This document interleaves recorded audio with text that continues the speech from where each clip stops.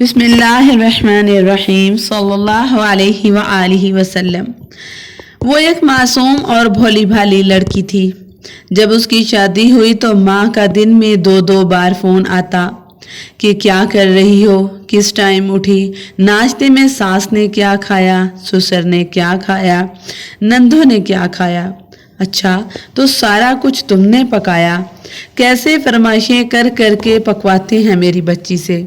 उसे हैरानी हुई कि माँ को इतनी परवाह शादी से पहले तो नहीं थी। वहाँ तो खुद कहा करती थी कि सब बहन भाइयों का नाश्ता बना दे, और अब यहाँ सास कहती है तो अम्मी को बुरा लगता है। लेकिन ससुराल में उसे एहसास होता था कि कोई परवाह नहीं करता, तो माँ का परवाह करना अच्छा लगता था। फिर रात को जैसे ही मियाँ ने घर आना तो उसने खाना वगैरह देना और साथ ही अम्मी का फ़ोन आ जाना। मियाँ का मिजाज कैसा था, आते ही किससे मिला, क्या बात की। वो कहती अम्मी मैं किचन में मसरूफ़ थी, तो वह अपनी अम्मी के पास बैठे हुए थे। अम्मी का आगे से कहना पागल ना हो तो माँ के साथ अकेला क्यों छोड़ दिया। इतनी बार समझाया है कि जब वो घर आए तो उसके साथ साथ रहा कर, पता नहीं माँ बहनों ने क्या क्या पटियां पढ़ाई होंगी, तुझे तो अकल ही नहीं आती। वो फिर हैरान कि मैं खाना बनाऊं या मियाँ और उसकी माँ की जासूसी करूं। लेकिन फिर वालदा ने इसका भी हल बताया कि खाना पहले तैयार कर लिया कर और फिर उन दोनों के आसपास रहा कर। आहिस्ता आहिस्ता वो मियाँ की इस तरह पहरेदारी करने लगी कि वो ट्रेन हो गई। सास ने माँ के हर वक्त फ़ोन का एतराज़ किया तो उसने माँ को बताया।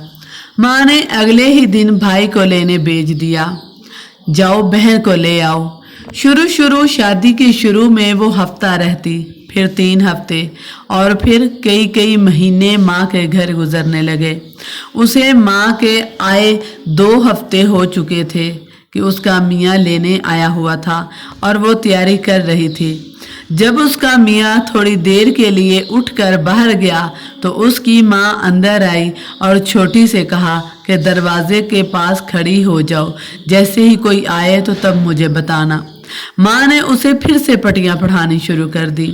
सास कोई काम कहे तो कहना इस हाल में मुझसे ज्यादा काम नहीं होता, कमर दर्द का बहाना करके पड़ी रहना, ज्यादा काम करने की जरूरत नहीं है।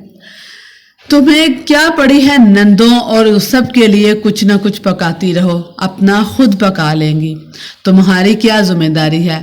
इतने में किसी के आने की आवाज आई तो माँ ने जल्दी से मौजू बदल लिया। देखा बेटा, सास भी माँ जैसी होती है, उसकी खिदमत करना तुम्हारा फर्ज है, जैसे वो कहें वैसा ही करना। दोनों बहनों ने माँ का पैतरा बदलते देखा। इतने में आने वाला कमरे में दाखिल हुआ तो छोटी बेटी खी खी करने लगी। अम्मी ये तो भाई हैं, जीजू तो नहीं। माँ ने घूर के उसे चुप रहने का इशारा किया। बेटे ने अंदर दाखिल होते हुए माँ की बात सुन ली थी और वो माँ के आला इखलाक से मुतासर हुआ और बोला, हाँ अम्मी की बातें गौर से सुनो और उन पर अमल करो, ख़ानदान को हमेशा जोड़ कर रखना। माँ समझदारी से सर हिलाती रही। अच्छा अम्मी, मैं ज़रा बाहर जा रहा हूँ। इनका बेटा ये कहकर बाहर निकल गया। माँ ने बेटे के दूर जाने की जब तसल्ली की और फिर बेटी को घूरते हुए बोली, कभी अकल ना करना। तो अम्मी ने अच्छी बातें जीजी को सुनानी थी, मगर वो तो भाई निकले, इसलिए मैं हंस रही थी। नहीं तो तुम्हारे भाइयों को ये बता दूं कि मैं अपनी बेटियों को पटियां पढ़ाती हूँ। इनके सामने खुद भी तो खुद को अच्छा दिखाना है ना। इन्हीं के साथ तो मैंने पूरी जिंदगी गुजारनी है। जो कुछ मैं तुम्हारी बहन को सिखाती हूँ तुम भी इसे गौर से सुना करो। कल को तुमने भी ससुराल जाना है। दामाद और बेटों को सुनाने के लिए सब अच्छी बातें की जाती हैं और तन्हा बेटियों के साथ मिलकर साजिशें की जाती हैं। नई चालों पर गौर किया जाता है और उन पर तबसरा किया जाता है। بیٹی بھی باقاعدگی سے فون پر ادھر کی بات اور ادھر اور ساری رپورٹس دیتی رہتی ہے اور اعلیٰ ترین مشوروں پر عمل ہوتا رہتا ہے۔ بالآخر وہ وقت آ گیا جب سسرال سے الگ ہو ہی گئی۔ جس طرح اندر بیٹھے ہوئے ماں بیٹی اپنی سکیموں پر کامیابی پر جشن منا رہی تھی، مگر اوپر سارے خاندان کو یہ کہا جا رہا تھا ماں بیٹے کی آپس میں نہیں بنتی۔ ماں نے خود ہی کہہ دیا کہ الگ رہ لو۔ سارا سسرال برا تھا اور وہ صرف اچھی تھی۔ فون اب بھی ایسے ہی چلتے تھے، پل پل کی خبریں اب بھی ملتی تھی، مگر ساری سازشوں اور چالوں کے باوجود عجیب مسائل سامنے آتے رہے تھے۔ ماں کا سپنا کہ بیٹی رانی بن کر راج کرے سپنا ہی رہا۔ کبھی رزق کی تنگی، کبھی بیماری، کبھی نقصان، کبھی اولاد، کسی نہ کسی تنگی کا رونا چلتا ہی رہتا، کیونکہ رب نے اس دنیا کا نظام ایسے ہی بنایا ہے۔ آپ اپنا بویا کاٹنے خود کاٹتے ہیں، لیکن ہو سکتا ہے وہ صورت بدل کے آپ کے سامنے آ جائے اور آپ سمجھ نہ پائیں۔